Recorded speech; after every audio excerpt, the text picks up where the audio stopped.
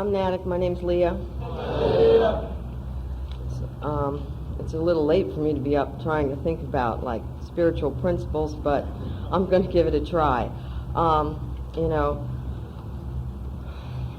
When I was using, fear dominated my life. The fear started long before I actually picked up, and fear was something that I knew a lot about early on. There was a lot of things in my life that just made me scared and made me feel like nothing could ever work out right, and that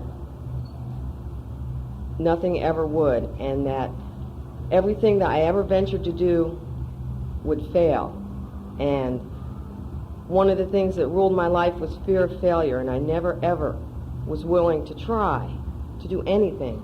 I never thought I could be successful. I had parents that put me in private schools and wanted me to get straight A's, and if I came home with a B, it was not good enough, and I wasn't trying. So, somewhere in early high school, I gave up trying and just blew it off, and I left high school. And my father's I'm in my mid-30s, and he's still waiting for me to go to college. I don't think he'll ever get over the fact that that I didn't go to college and become some successful something. And for a few years before I tried to get clean, I tried a number of ways to stop using the specific drug that I thought was my problem. And needless to say, they all failed. I was on methadone. I decided I'd get off all that, and I just drank, and I had never heard, that they're all substances and that they're not the problem, that the problem's within me, and that, something can be done within me. When I came to the end of the road, like it talks about in the basic text,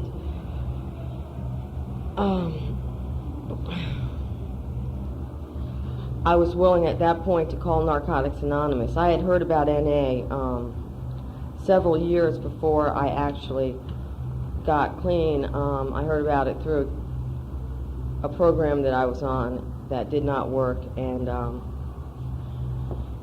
later on it just came back to me, and I was desperate enough, and I was willing to pick up the phone and call Narcotics Anonymous and give it a try. And I had never been to a meeting of any type. I had no idea what it was going to be like. As a kid, I'd been in therapy a lot, and I thought that was the kind of shit that I was trying to get involved in, but I was desperate enough to give it a fucking try.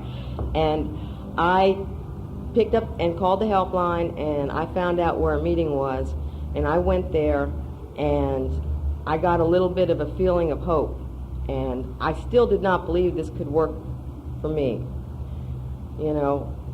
Basically, I did not really think that I would ever not be a using addict. I didn't think of it like that then. I thought I was a dope fiend. Now I'm just an addict. I sort of like being just like everybody else, just an addict,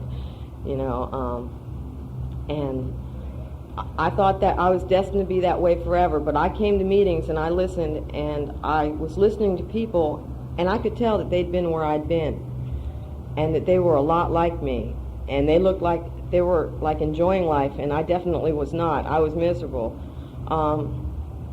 I came to meetings for about 2 months using, and they would tell me, just don't pick up. You won't use if you don't pick up. And I had a lot of things. Well, I'm cutting down, which I was, but I couldn't get what they had without stopping the using completely. And after a couple months, the message got through. Are you willing to go to any lengths?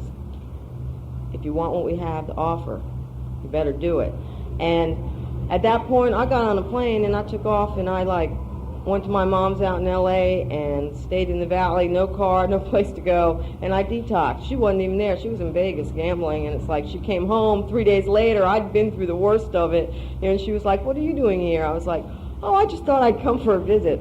And then I was scared to come back here. I was scared to come back to D.C., which was my home, because I'd always used here. I came here when I was 16, and I was using then, and I had never ever been clean here, and I was convinced that a lot of it was, D.C. Living in D.C. was D.C. was the problem, and But after a couple months out there, I knew I had to make a decision to like start building a life there. I was going to meetings. I was building myself a foundation. I was getting real comfortable. I was around my family. My mother was willing to enable me to a degree, giving me a place to live and, a few things. But she was like, you're going to have to like go get a job or do something. If you want to go to school, go get a job. You just can't, cruise forever. And I was getting tired of it anyway. But I was building this foundation for myself, and I still did not believe, the fear was still there, I did not believe that I could successfully stay clean for any length of time. I was doing it just for today, but I did not really believe that this could become a way of life for me. I had no faith whatsoever. At some point, I did what I did when I first went to a meeting. I picked up the phone and I called the guy who answered the helpline, and I said, look, I've decided I'm coming back to D.C. I've got like 60 days clean. I'm scared to come back, and I need some help. I'm going to need to really reach out. And that was a big leap of faith for me, because I don't talk about my feelings or my emotions much, and I don't ask for a lot of help. And I mean, I'm still like that today, and and it's been a while. But at that point, I was desperate and I was scared. I was coming back to D.C. and, after for so long being convinced that was a lot of the problem, that I could always go to California for a little while and chill out. But whenever I left, I was in trouble. I'm convinced if I could have took my mother longer, I would have stayed longer and I would have gotten just as much trouble there, but I could never stay that long. When I got back to D.C., it was at that point that I was still so scared that I was willing to take direction, and sometimes I wish some of that fear would come back so I would take more direction today. Because I don't know, for me, when I'm scared and when my back is against the wall, I'm willing to go that little bit of extra distance, and I need that sometimes. Early on, I started getting a little hope coming to meetings and watching people, and I would watch people get better. And I mean, I'm talking like my 2-3 months, and I would watch people, going from 4 to 5 to 6 months, and I could see that they were getting better than when they were, and that's who I related to when I was early in my recovery, is the people who were like just a little ahead of me, because they were going through the things that I was coming up to, and they're the ones where the person with 10 years clean who's like built a life, I don't know. Today, sometimes I have a hard time remembering when I'm talking to a newcomer, some of the basic things that we have to learn once we get here. And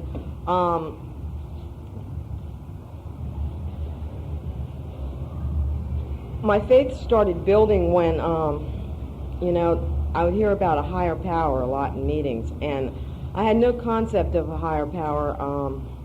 And basically for me it was the fellowship and basically the group. And when I came back to D.C., this guy had told me, you're coming in Sunday night, I want to see you here Monday. And when I went Monday, he marked off meetings for me to go to 7 days of the week. And I went there for at least 2 years to those same 7 meetings. And, I was willing to take that direction. And I had put my faith in the group and this group of people that was sort of carrying me along and keeping me out of trouble.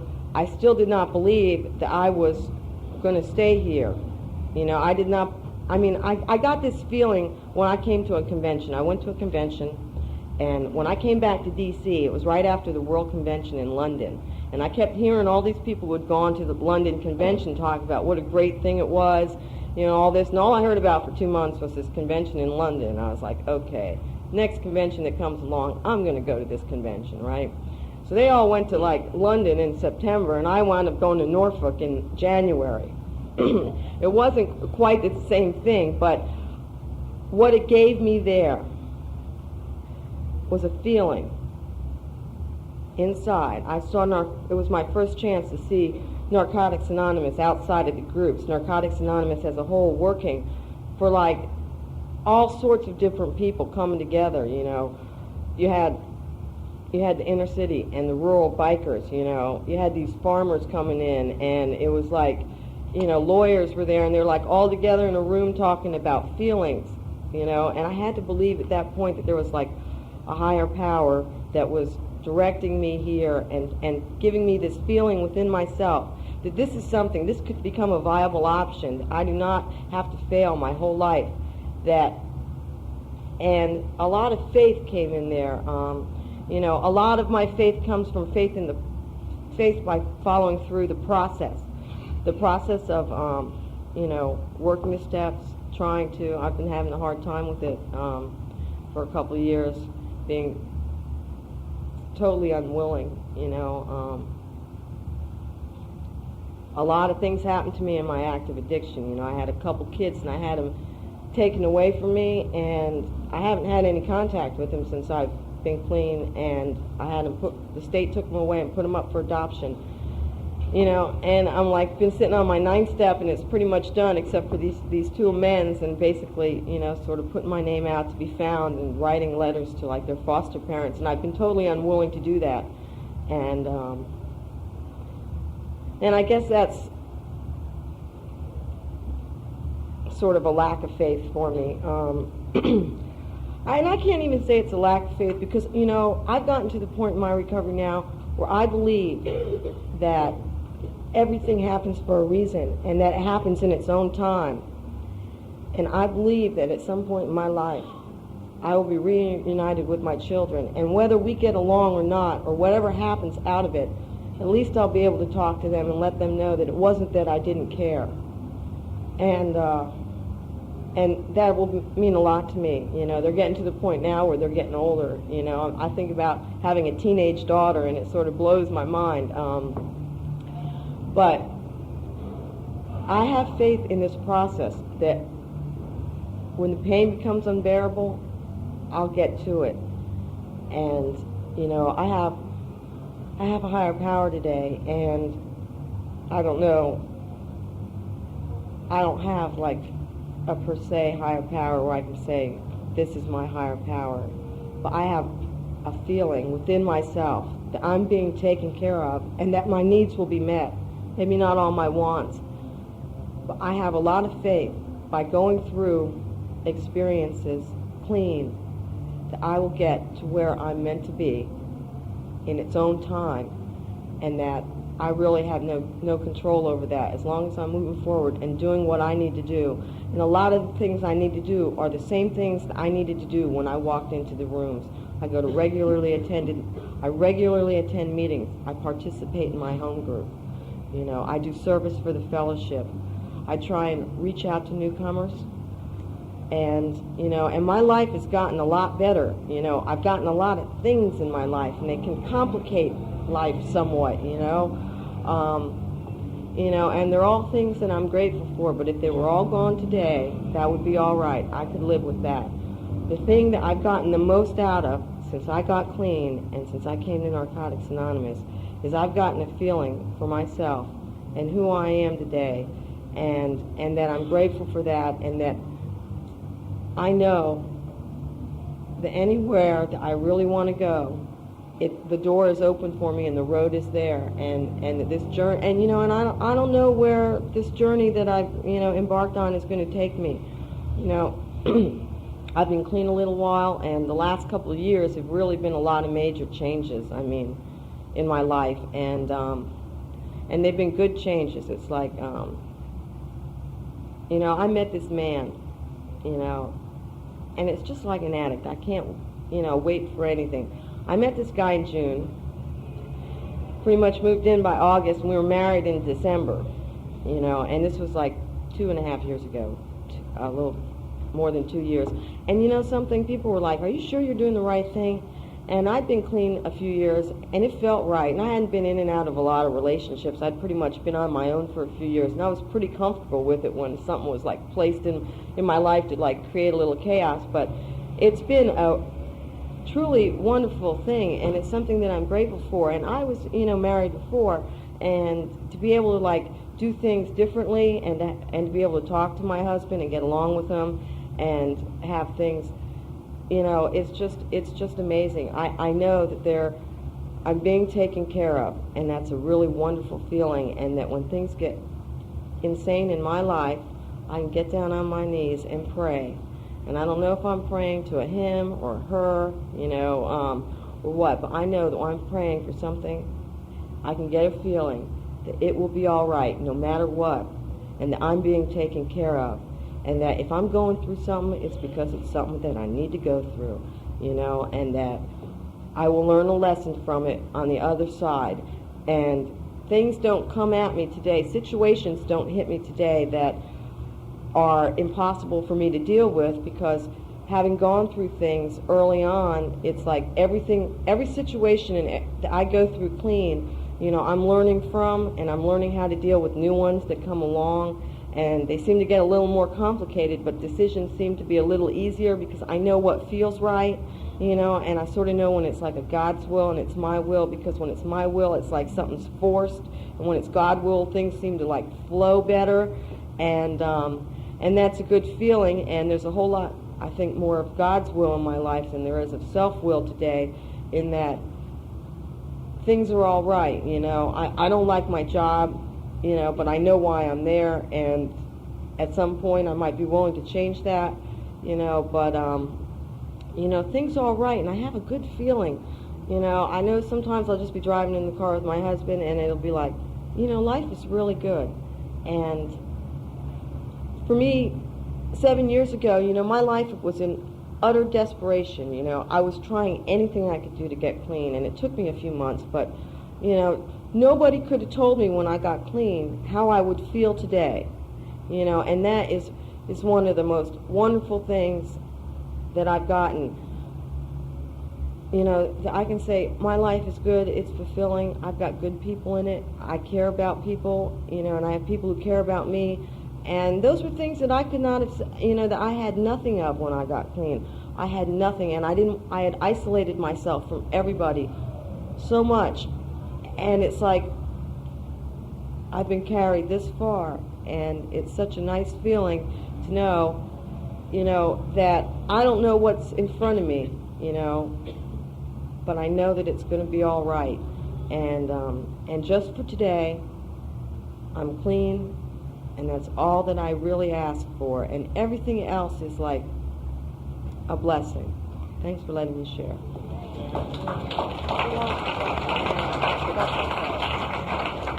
I think it was. Maybe it was. Thanks for going first, Lee. I'm an addict. My name's Howard. Hi, Donna. This is my first convention, and I wasn't scared till I got across the bridge.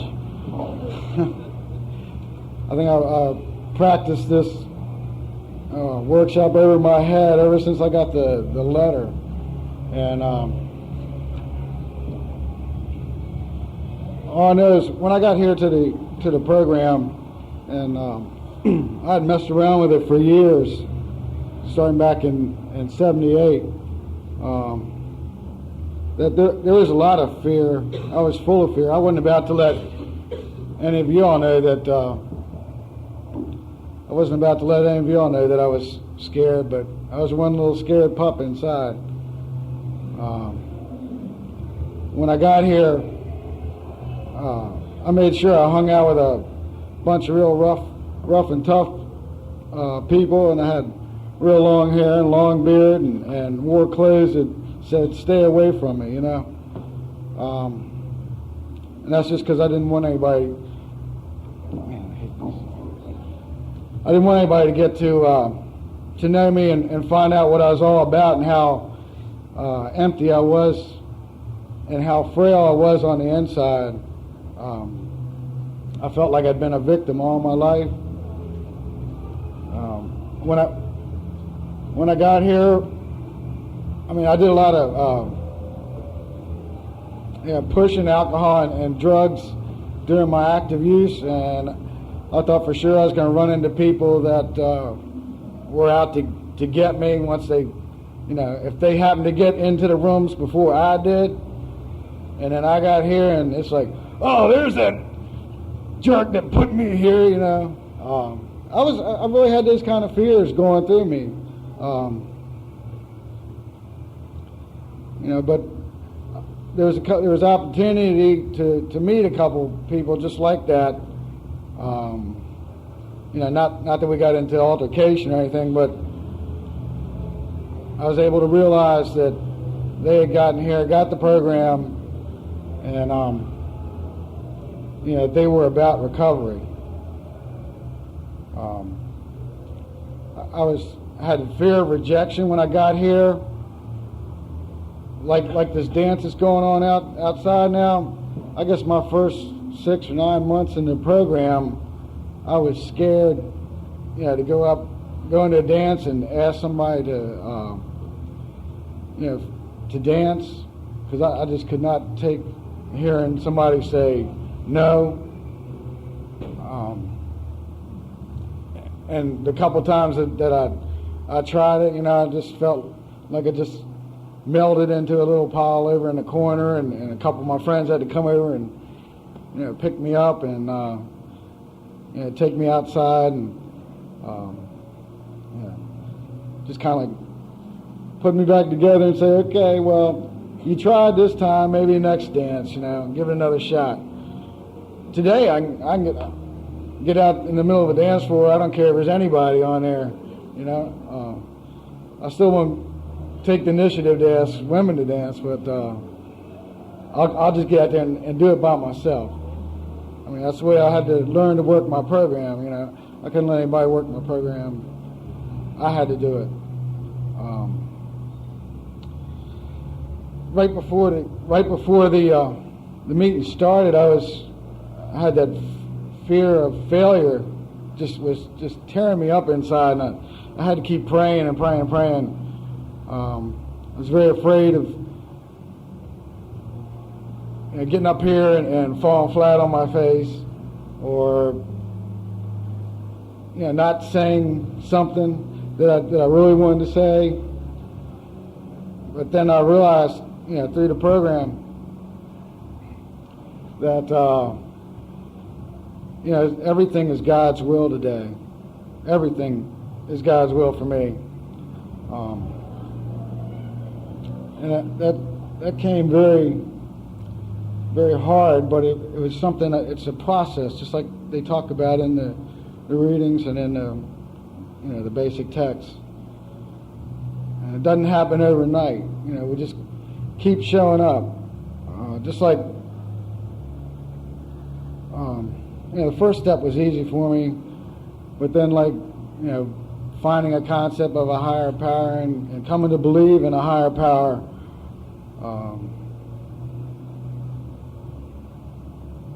I had to start out real small, because I had left the God of my understanding that I originally had left that behind in a lot of shame and guilt years before.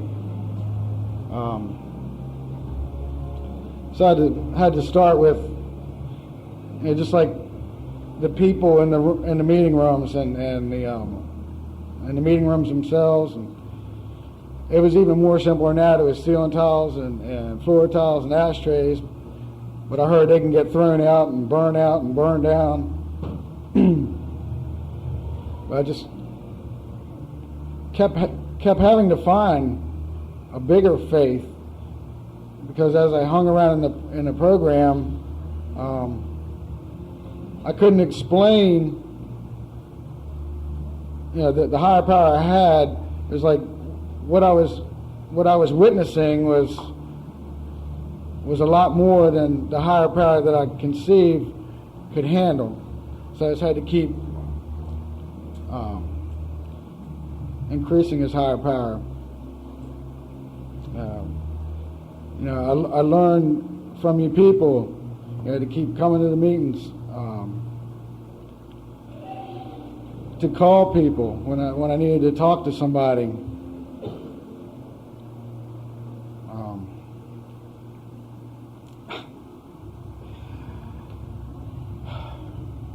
Wait a second.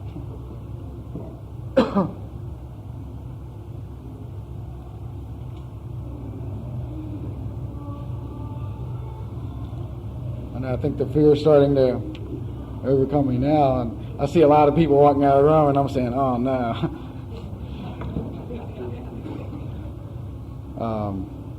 Well, that's their loss, okay?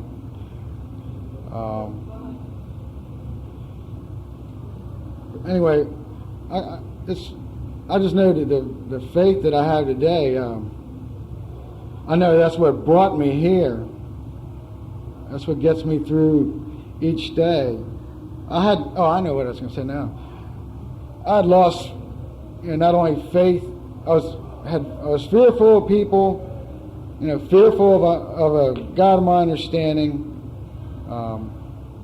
and fearful of the program, because I'd been a retread a couple of times, in and out, and it's like, this program is not going to work for me. I didn't realize that I was trying to turn the program around and rewrite it.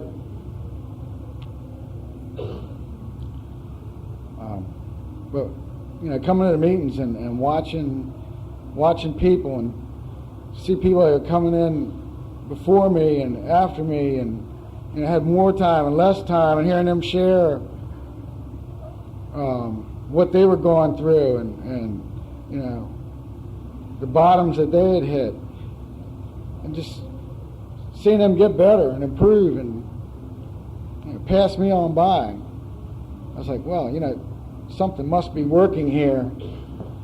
And I had to start asking questions and, quit changing sponsors. And, finally found, that this program could work if I get out of my own way and let it.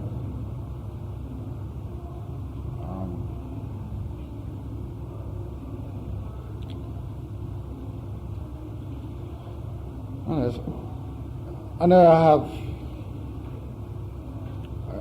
a great deal of faith today in the people in the program. They've never let me down. The program's never let me down. No one's turned me away in an hour of need. I mean, there has been a couple of people I called up in the middle of the night and they just like real quick find out, are you going to use or not? And, if you're not, okay, call me in the morning, If you are, I'll meet you at Denny's or whatever. So people can get a little short in the program with you, but I had to learn to, just accept that. For me, this fear versus faith is something more like passive versus aggressive, or negative versus positive. I can either be passive about my life and my recovery and just let things happen, or I can take the aggression, and I do that through working the steps. And believe me, it all comes back down to my higher power. I don't want to take any credit, for that today.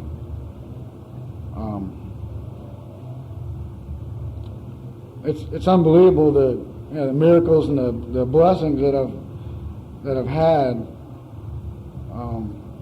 Like be broken and not be able to pay the bills, and all of a sudden, just a check appears in the mail. Unbelievable. And get the mortgage paid or whatever.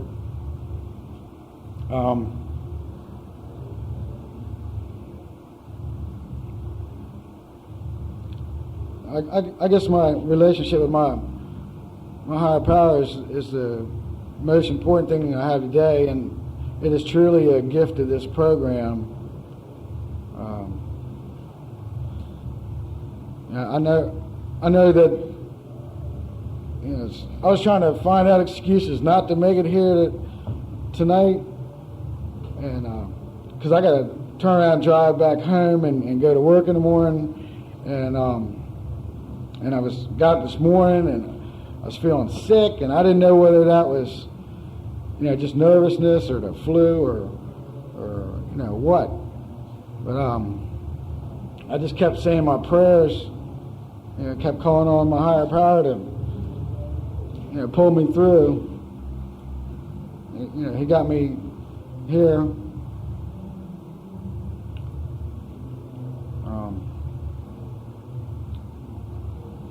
this program.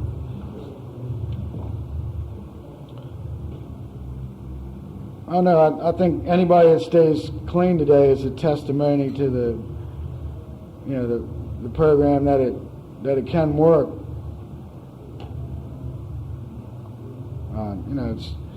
It's a daily thing. I'd like to be able to stand up here and say that I've gotten this thing now and I'm never going to use again. But I couldn't believe that for a minute. I wouldn't want to. That would tell me that I was no longer teachable, and I would automatically be starting my relapse.